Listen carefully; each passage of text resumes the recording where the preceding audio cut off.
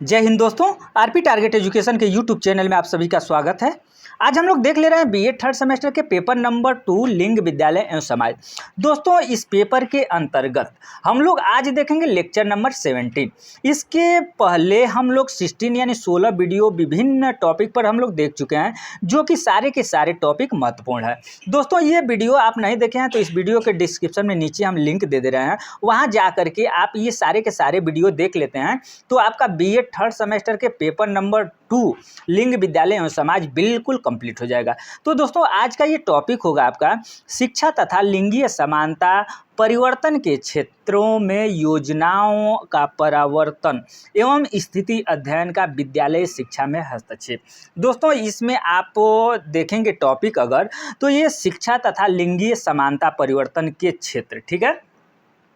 उसमें जो आपका परिवर्तन के क्षेत्र हैं यानी शिक्षा लिंगीय समानता के परिवर्तन के क्षेत्र जो हैं उसमें कौन कौन सी योजना चलाए जा रहे हैं और योजना परिवर्तन के अंतर्गत स्थिति अध्ययन, उसके बाद विद्यालय शिक्षा में हस्तक्षेप इत्यादि सारे के सारे टॉपिक हम लोग इस वीडियो में देखेंगे। तो दोस्तों आइए देखते हैं। सबसे पहले जो हम लोगों का हेडिंग होगा ये होगा आपका शिक्षा तथा लिंगीय समानता परिवर्तन के क्षेत्र एवं योजनाएं।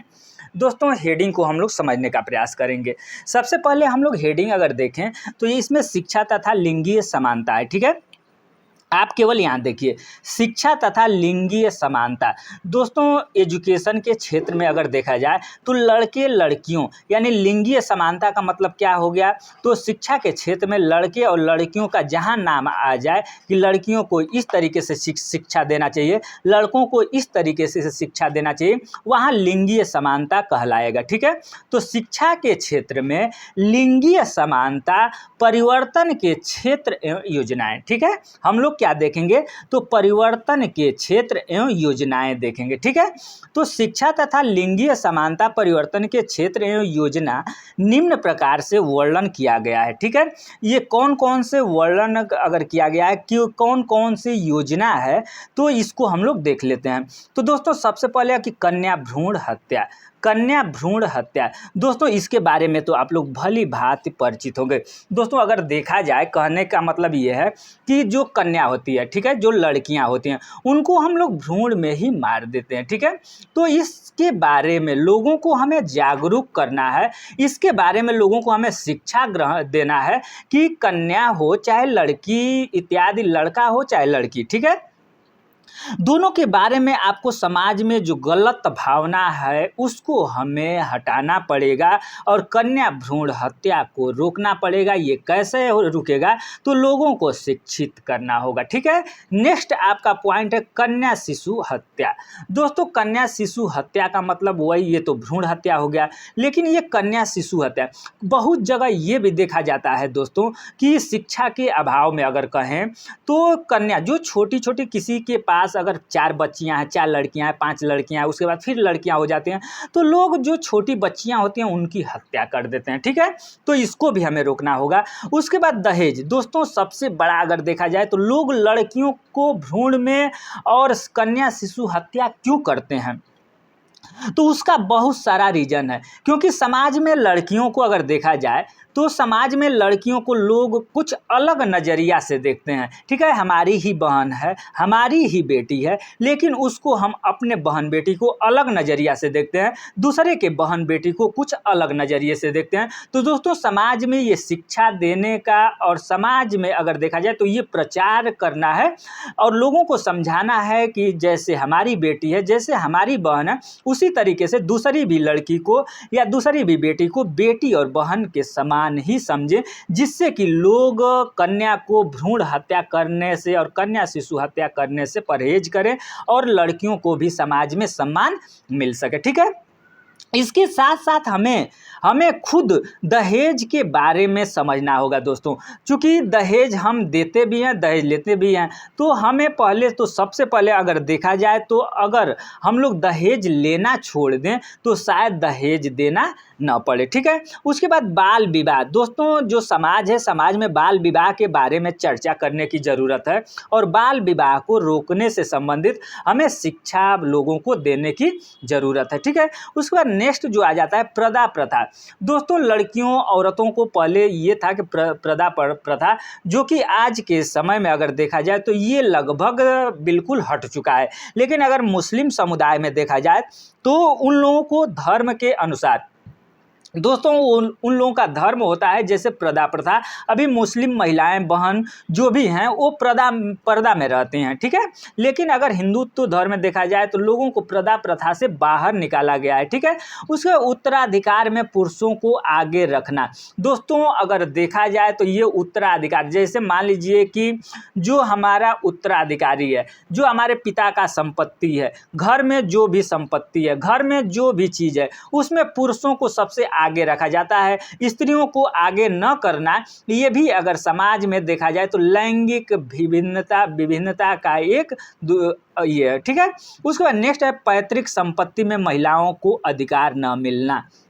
दोस्तों अब तो कानून बन चुका है, अगर देखा जाए तो कानून बन चुका है। ठीक है, लड़कियों को भी पिता के संपत्ति में उतना ही अधिकार दिया गया है जितना कि बेटा, यानी एक पिता के अगर एक बेटी है एक बेटा है तो उसमें बेटी का जितना हक है उतना बेटा का भी हक है। लेकिन अगर जनरली देखा जाए दोस्तों, यहाँ पर हम आपको बताना चाहेंगे कि अगर मान लीजिए किसी लड़की की शादी हो जाती है, ठीक है, तो लड़की की शादी हो जाती है तो क्या वो अपने भाई से संपत्ति लेना चाहेगी?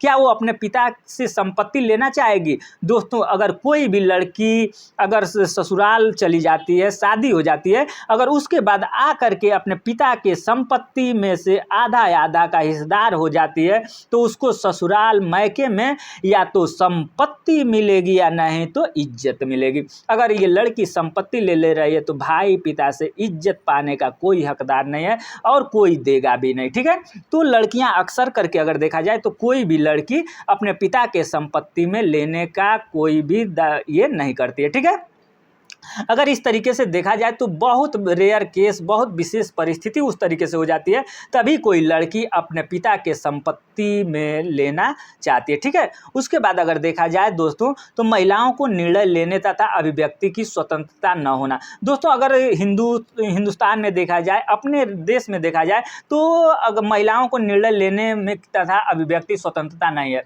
अपने घर में आप देखिए कि महिलाओं को स्वतंत्रता है कि वो भी कोई कुछ भी निर्णय ले सकती है? नहीं, पुरुष ही वर्ग के लोग जो होते हैं वो निर्णय लेते हैं। मंदिर मस्जिद इत्यादि पूजा स्थलों पर महिलाओं के साथ भेदभाव किया जाता है, यानी मंदिर में लड़कियां स्त्रियां नहीं जाएगी, पुरुष वर्ग ही जाएंगे। इस तरीके का भेद को हमें रोकना होगा।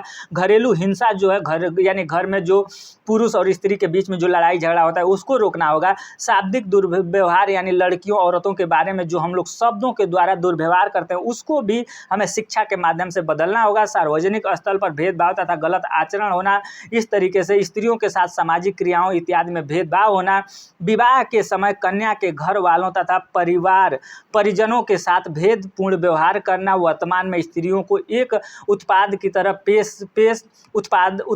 तरह पेश किया जाना, डायन विषाही विधवा स्त्रियों के साथ दुर्व्यवहार। उसके बाद पुत्र उत्पन्न, देखिए यहाँ पर मेन पॉइंट, पुत्र उत्पन्न करने वाली स्त्रियों को परिवार में सम्मान और पुत्री उत्पन्न करने वाली स्त्रियों को सम्मान के प्रति अनादर का भाव। दोस्तों आप लोग बहुत जगह इस तरीके से देखे होंगे कि कोई लड़की है क्या आप इस पर सहमत हैं कि आपके हाथ में है कि हम लड़के को जन्म देंगे कि लड़कियों को जन्म देंगे? तो क्या क्यों केवल स्त्रियां ही जिम्मेदार हैं कि अगर मान लीजिए कि लड़की पैदा हो रही है घर में, अगर किसी औरत के माध्यम से केवल लड़कियों का ही अगर घर में अगर देखा जाए लड़की ही पैदा हो रही है तो क्या उसमें स्त्रियां ही जिम्मेदार हैं, पुरुष नहीं जिम्मेदार है? पुरुष वर्ग भी जिम्मेदार है, लेकिन जो परिवार के लोग होते हैं वो स्त्रियों को जिम्मेदार ठहराते हैं और स्त्रियों को अनेक प्रकार से ताना झेलना पड़ता है दोस्तों। ठीक है, तो ये सब बदलना पड़ेगा समाज में। इसके अलावा अगर देखा जाए तो पुत्री उत्पन्न करने पर प्रताड़िता, वही चीज़, यानी पुत्री अगर उत्पन्न हो जाती है तो जो औरत होती है उसको प्रताड़ित किया जाता है दोस्तों। बहुत सारे ऐसे घर आपको देखने के लिए मिल जाएंगे। पुत्र तथा पुत्री के रहन सहन, पालन पोषण तथा शिक्षा में भेदभाव करना, निपोषण पोषण की स्वीकार्यता चिंता नहीं की जा सकती इत्यादि। ये सारे के सारे जो हैं ये आपको बदलना पड़ेगा, ठीक है। उसके बाद नेक्स्ट पॉइंट दोस्तों आ जाता है स्थिति अध्ययन, ठीक है। स्थिति अध्ययन आवश्यकता, महत्व एवं विद्यालय शिक्षा के संबंध में अध्ययन, ठीक है।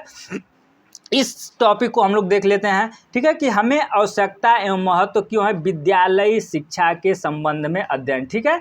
तो इसके बारे में अगर देखा जाए दोस्तों तो बालक तथा बालिकाओं के मध्य, ठीक है, जो आपका पेपर है दोस्तों, यहाँ पर एक पॉइंट हमको आपको बता देना चाहते हैं कि जैसे जो हम लोग पेपर पढ़ रहे हैं बीएड सेकेंड सेमेस्टर, जो बीएड सेकेंड सेमेस्टर आप लोगों का पेपर है ये केवल लिंगीय भेद एवं समाज है, ठीक है। लिंगीय भेद, विद्यालय एवं समाज, तो इसके बारे में केवल लड़के लड़कियों, स्त्रियों का सम्मान, स्त्रियों की शिक्षा, जो समाज में अनेक प्रकार की कुरीतियां फैली हुई हैं इसी से संबंधित केवल हम लोगों को इसमें पढ़ना है। तो दोस्तों आप लोग इसको केवल विशेष रूप से ये समझिए कि लिंगीय भेद यानी स्त्री और लड़कियों की शिक्षा इत्यादि के बारे में ही केवल चर्चा करना, ठीक है। इसमें देखा जाए तो बालक तथा बालिकाओं के मध्य भेदभाव, उनके पालन पोषण, शिक्षा, समाज में स्थान, सामाजिक कार्यों में सहभागिता, धार्मिक क्रियाकलाप, आर्थिक अधिकार, विचारों तथा अभिरुचियों की अभिव्यक्ति, स्वतंत्रता, पहनावे, नैतिक मूल्य, सामाजिक अनुशासन, शिक्षा की उपलब्धता इत्यादि सभी क्षेत्रों में देखा जा सकता है। आजकल बालक तथा बालिकाओं को मनोवैज्ञानिक को शिक्षा में अत्यधिक महत्व बाल केंद्रित शिक्षा प्रणाली के द्वारा दिया जा रहा है। विद्यालय जीवन में बालकों के समक्ष अनेक समस्याएं और बाधाएं आती हैं जिसका समुचित समाधान अगर देखा जाए तो इसके बारे में क्रो एंड क्रो के अनुसार अगर देखा जाए तो ये क्या कहते हैं इसके बारे में देख लीजिए। इतिहास विधि का मुख्य उद्देश्य है कि किसी कारण का निदान करना है, ठीक है। इसका अध्ययन के द्वारा निम्नलिखित प्रकार का बालकों का अध्ययन किया जाता है। ये कौन कौन से बालक हैं देखिए। कुसमायोजित बालक, कुसमायोजित बालक, विचलित बालक, मानसिक रोगी बालक, सांवेगिक अस्थिर, झगड़ालू। इसके बाद देखेंगे कि अपराधी किस्म के बच्चे और समस्यात्मक बालक और विशिष्ट बालक, ये सारे के सारे बालक इसके बीच में आते हैं। दोस्तों वीडियो आपको कैसा लगा? टॉपिक वाइज वीडियो देखने के लिए चैनल को सब्सक्राइब करके बेल आइकन को दबा लें। धन्यवाद।